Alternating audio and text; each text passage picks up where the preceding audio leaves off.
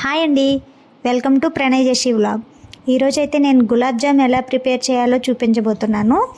MTR gulab jam మిక్స్ని అయితే తీసుకున్నాను. నేను ముందుగా అయితే ఒక బౌల్ తీసుకొని నేను ఒక 1.5 కప్పు వచ్చింది ఈ పౌడర్. నేను ముందే దీన్ని కొలిచి పక్కన పెట్టుకున్నాను, కవర్లో వేసాను. ఆ తర్వాత కొంచెం కొంచెం పాలు వేసుకొని చపాతీ పిండిలాగా కలుపుకొని పక్కన పెట్టుకోవాలి. ఎక్కువ వేసిస్తే పిండి జారైపోతుందండి, అప్పుడు ఉండలు సరిగా రావు. అందుకే ఎంత సరిపోతాయో అంత, నేను చిన్న గ్లాస్ పాలే తీసుకున్నాను, అవే సరిపోయినాయి అన్నమాట. ఆ తర్వాత ఇలా మెత్తగా కలుపుకొని మూత పెట్టి ఒక 5 నిమిషాలు పక్కన పెట్టుకోవాలి. 5 మినిట్స్ తర్వాత మూత తీస్తే కొంచెం సాఫ్ట్గా అవుతుంది. ఆ తర్వాత దీన్ని చిన్న చిన్న ఉండల్లా తీసుకొని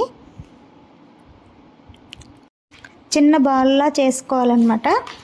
అలా రౌండ్గా అన్నీ రౌండ్గా చిన్న చిన్న ఇలా చేతితో బాగా ఒత్తుకుంటే ఏం గీతలు రాకుండా పగలకుండా ఉంటాయి ఆయిల్లో వేసినప్పుడు.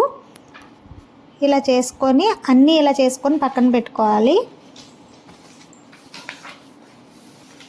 నాకైతే ఒక 25 అలా అయ్యాయి ఈ ప్యాకెట్కి. ఆ తర్వాత ఒక గిన్నె పెట్టుకొని 1.5 పౌడర్ అయింది కాబట్టి షుగర్ ఏమో 3 కప్స్ వేసుకున్నాను. ఇంకా ఎక్కువ తినేవాళ్ళు 3.5 కప్స్ కూడా షుగర్ వేసుకోవచ్చు.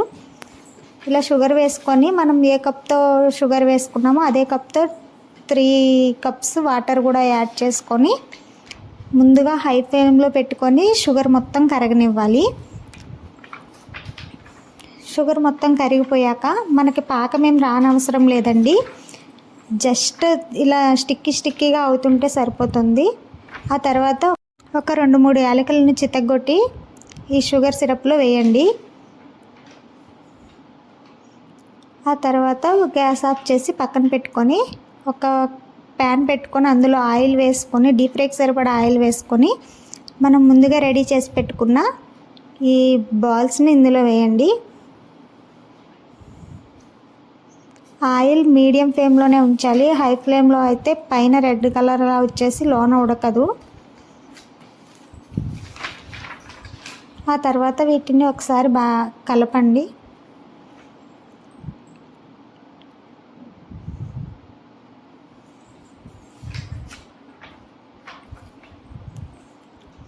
ఇవన్నీ గోల్డెన్ బ్రౌన్ కలర్ వచ్చేంత వరకు వీటిని ఫ్రై చేసుకొని ఒక ప్లేట్లోకి తీసి పక్కన పెట్టుకోండి. ఆ తర్వాత ముందుగా రెడీ చేసి పెట్టుకున్న షుగర్ సిరప్లో వీటిని వేయండి.